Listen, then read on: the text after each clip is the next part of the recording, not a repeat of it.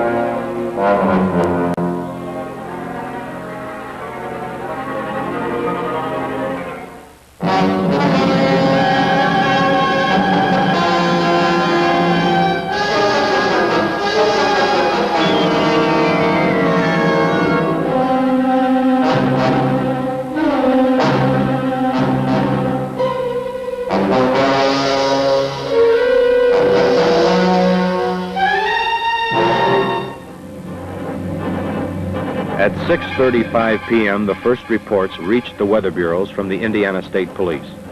Tornadoes were ripping across northern Indiana. It was the beginning of a nightmare that Indiana would never forget.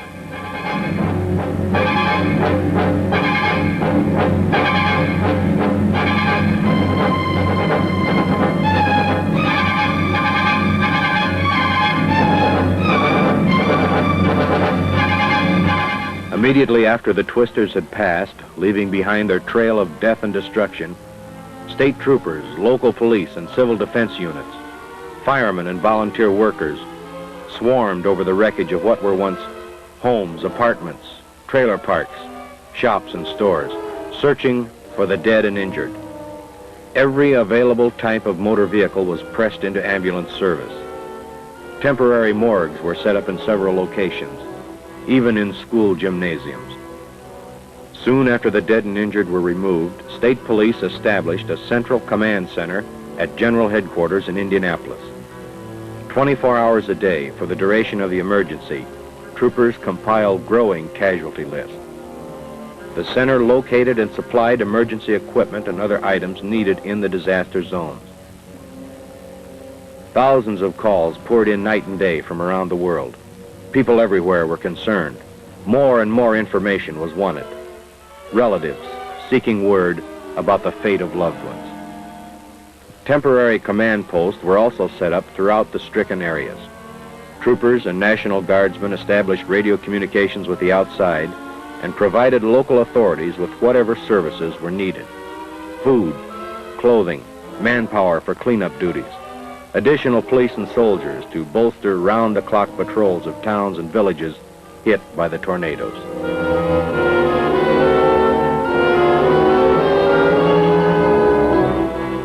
In the face of Indiana's worst disaster, the governor orders mobilization of every state agency able to supply aid and comfort to the storm victims. In the hours, days, and weeks ahead, state police helped coordinate the efforts of the National Guard, State Highway, Department of Correction, Board of Health, and State Board of Public Instruction. Joining the group in working out plans was the Red Cross and Salvation Army. Representatives of all these agencies meet regularly to map out plans of how best they can pool their efforts.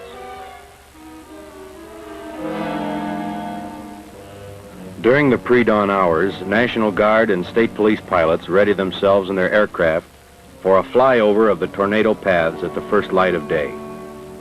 Perhaps in the remote farming regions, there are still victims awaiting aid, cut off from help by blocked roads and downed telephone lines.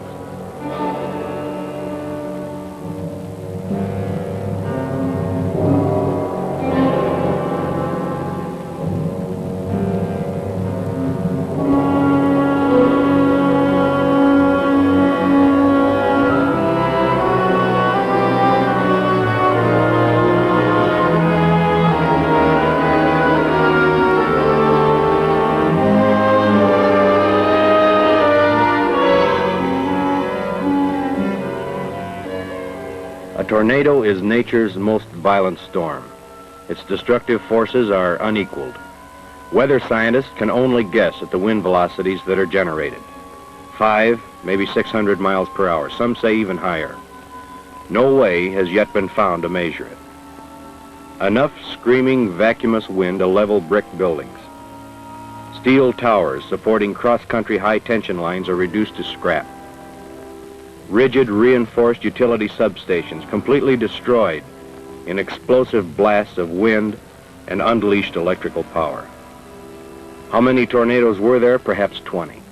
Perhaps many more than that. Several of the funnels were so wide, more than a mile at the base, that they spawned smaller twisters that leaped out onto destructive paths of their own. The Palm Sunday twisters that struck Indiana were a virtually unparalleled force. In the wake of the destruction, it was difficult to understand why the death toll was not higher. How so many were able to escape death and serious injury remains a puzzle. The eyewitness accounts of freak and nightmarish events are truths that are truly stranger than fiction. Tales from motorists caught up in the funnels who looked out to find themselves flying through the air, looking down at the ground far below, and then set back down to earth, suffering little or no injury at all. A woman tells of crouching in a ditch and watching above as houses, barns, vehicles, and even human beings pass overhead. The small personal treasures of a family, picture albums, documents, mementos, borne by the tornadic winds to be found hundreds of miles away. This motorist was killed when her automobile was lifted by the tornado and slammed down into the basement of where a house had stood only seconds before.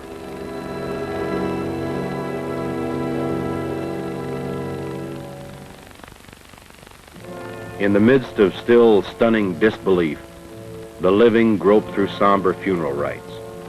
A scene repeated over and over again in the days that followed. A scene that was, in many places, unbelievable, where toppled tombstones marked the course of the storm and debris litters the cemeteries. The Palm Sunday twisters ripped 3 general paths across northern and central Indiana. Each of the 3 series of tornadoes began their destructive rampages approximately 1 hour apart. Shortly before 6 p.m. in the northern part of the state, towering thunderheads lowered their deadly funnels onto the ground in southern LaPorte County.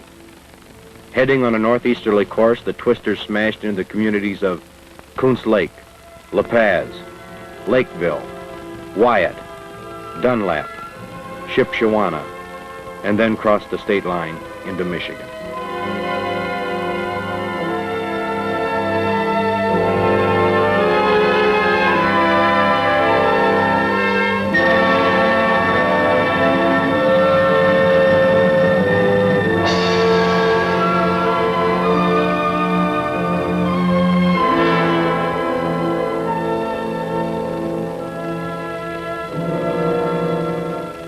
About 7 o'clock, some 90 miles south of the first line, tornadoes dipped down and blasted their way eastward across the central part of the state, striking first at Odell, then Mulberry, Moran, Middle Fork, Rusheville, Alto, Kokomo, Greentown, Swayze, Marion, Dundee, Lynn Grove, Bern, and then crossed into Ohio.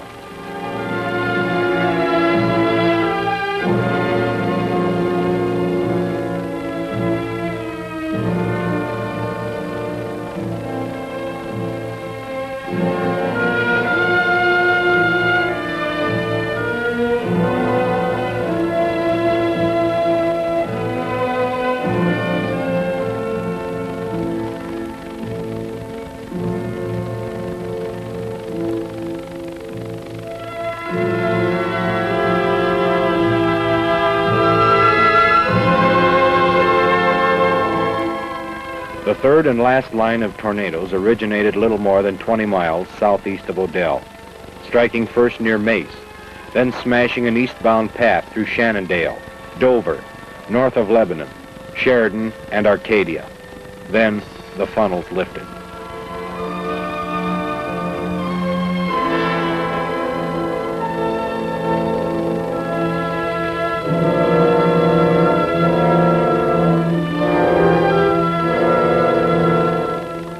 In the span of little more than 3 hours, Hoosiers in 17 counties and in scores of cities, towns, villages, and farms had seen the raging blackness bearing down on them, heard the deafening roar, and felt the agonizing pain and helplessness as their homes exploded into worthless debris around them. The sound, the fury, and the death was upon them. When it was over, 139 of them lay dead. More than 1,000 were injured. Nearly 2,000 motor vehicles totally destroyed. The other property damage was too unbelievable to comprehend. The loss would run into the millions of dollars. Never before had so many persons lost their life in any kind of tragedy in Indiana. Never before had there been so many tornadoes in a single day. Never before such widespread destruction. While the scars of the storms are still fresh on the land, the President comes to see for himself what damage has been done, to console the victims and to offer whatever services of the federal government are needed. He is met and welcomed by the governor. Along on the inspection tour are Indiana's United States senators. Even the President, who has been witness to the aftermath of many natural and man-made disasters, is unprepared for what he sees. Later, after the President leaves, rescue workers discover the body of a young victim beneath the rubble, where only hours before the chief executive had passed close by. The President's words, spoken at the site of total destruction, are still remembered. Horrible, horrible.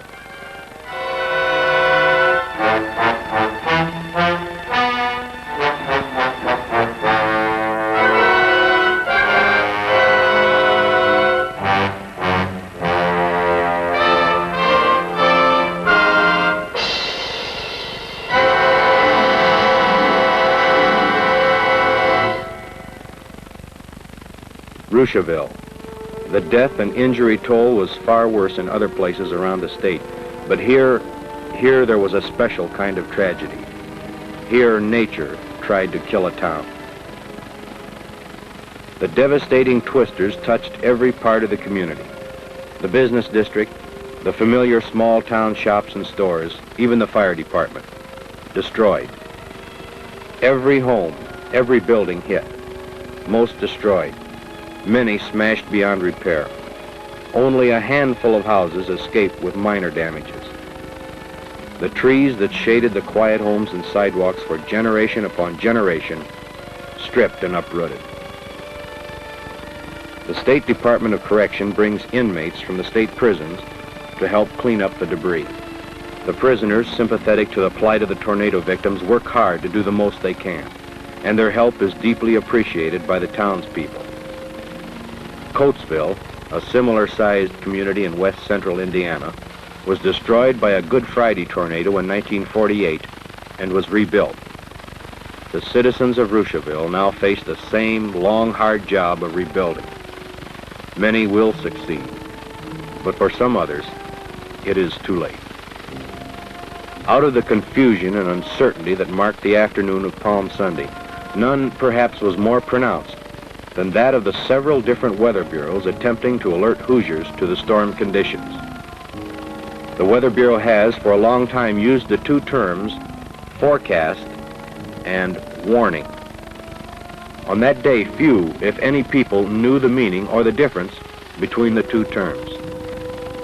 In the planning that is now going on to avoid death and injury in tornadoes yet to be born, the two terms will still be used. It is vitally important that everyone now know what they mean exactly. Forecast is a term that is applied when weather conditions are such that severe storms are predicted with the possibility of tornadoes. The term warning is applied when a tornado has actually been seen and reported.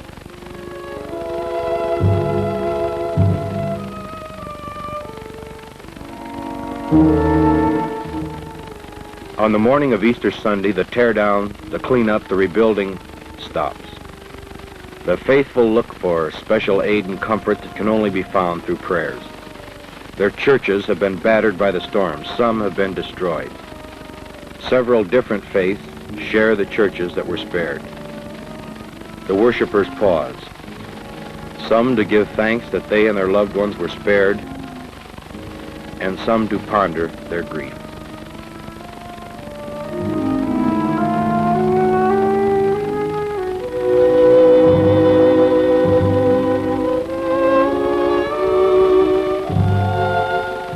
Although sightseers were discouraged, the lure of seeing firsthand one of the Midwest's worst disasters proved too strong to resist. Main highways were jammed with long lines of traffic, but the delays proved only temporary, and to the everlasting credit of those who came to look, they left behind thousands of dollars in donations, money that would be used to help replace a variety of human needs, from fire trucks to window panes. The Hoosier State is world-renowned for its hospitality, and Hoosier citizens for their courtesy and friendly welcome to friends and strangers alike. The misery brought by the storms is virtually engulfed by the aid from citizen to citizen. Homes are open to the homeless and food given to the hungry. It becomes a powerful demonstration that in time of need, Hoosiers take care of their own. The marshaling music of a people struck by disaster is not a trumpet or a drum. It's the roar of a bulldozer, the hum of a chainsaw, and the beat of a hammer. Neighbor helps neighbor to rebuild. The workers swarm over the houses to get repairs made as quickly as possible. Tremendous effort was extended by all of Indiana's power and communications industries. Armies of electric, gas, water, and telephone workmen and women descended on the disaster areas and pitched into a successful round-the-clock battle to restore vital public services. In the aftermath of the disaster, Hoosier citizens began asking of themselves and of each other, what happened, and why did it happen here? A searching examination of the known and the unknown began, and it's still going on. Killer tornadoes have struck Indiana before, but time is a healer of unpleasant memories. And in some cases, the memories were secondhand, separated by generations. It had been 17 years since 20 persons were killed by twisters that struck west central Indiana. True, there had been other tornadoes since then, but the death toll had been slight in comparison, and the destruction confined to smaller areas. How many remembered? Was there enough warning given? Will it in fact ever be possible to give enough warning?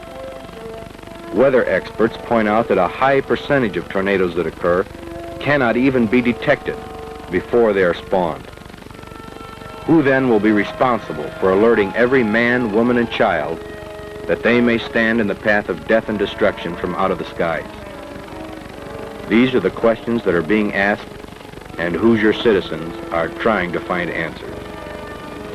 Indiana has painfully discovered that it is indeed a part of the Middle West infamous Tornado Alley. All over the state, in communities both large and small, responsible citizens are meeting, working, and planning together to devise more adequate tornado warning systems and to update and improve present reporting procedures. Instrumental in this planning is the Indiana Broadcasters Association, the men and women representing the state's radio and television industry. It is this media for which most people will look to and listen for storm information that will save their lives. During the tornado disaster of Palm Sunday, countless numbers of people were able to protect themselves after being warned by radio and television bulletins that the twisters were approaching. Other agencies working to devise a uniform disaster warning program includes officials of the U.S. Weather Bureau, Civil Defense Corps, and state, county, and local police departments. Knowing what to do when a tornado is approaching may mean the difference between life or death. If time permits, go to a tornado cellar if one is available. If you're in open country, move at right angles to the tornado's path. Tornadoes usually move about 25 to 40 miles per hour. If there is no time to escape, lie flat in the nearest depression, such as a ditch or a ravine. In a city or town, seek inside shelter in a strongly reinforced building. Stay away from windows. In homes, the corner of the basement toward the tornado usually offers greatest safety. In houses without basements, take cover under heavy furniture, against inside walls. Doors and windows on the sides of the houses away from the tornado may be opened to help reduce damage to the building. In schools, stay away from windows and stay out of auditoriums and gymnasiums with large roofs. In factories, when a warning has been sounded, a lookout should be posted to keep everyone advised of the tornado's approach. Plans should be made to move workers to sections of the plant offering the most protection. Keep calm. People have been killed by running outside into the storm. Keep tuned to radio or television. You will be advised of the latest information, and don't call the Weather Bureau except to report sighting a tornado. Your call will tie up lines needed to receive vital information about the tornado's progress. The memory of what has happened, as unpleasant as it may be, must serve as a reminder for the future. Beginning at the top, on the level of federal government, the U.S. Weather Bureau is working hard to improve the science of weather forecasting. Constant research is underway. More needs to be done, and is being done, to improve reporting methods and to install the most modern radar and other weather equipment to track killer storms. But the responsibility goes right down the line. Indiana's cities, towns, and villages need to work out tornado warning programs on a community level. Towards this end, the governor has pledged the cooperation and assistance of state government. State police, civil defense, National Guard, and state highway facilities are in or near every Hoosier community and able to offer emergency communications, shelter, and other vital services. The brunt of the responsibility falls on the individual citizen. How many persons heard the tornado warnings and failed to protect themselves and were then killed? No one will ever know for sure. Some, it is known, gave their lives trying to warn others. Farmers and other persons living in the countryside obviously cannot benefit from any group warning plan. They must rely on television and radio reports and be their own lookout for approaching tornadoes. In the tornado disaster zones, evidence still remains of the violence and horror that took place that afternoon. The scars will be there for a long time. The memories will remain even longer. And the tornadoes will come again. For man, since time began, has been at the mercy of the elements. Unable to control it, he must protect himself from it. This was Palm Sunday, Indiana, 1965.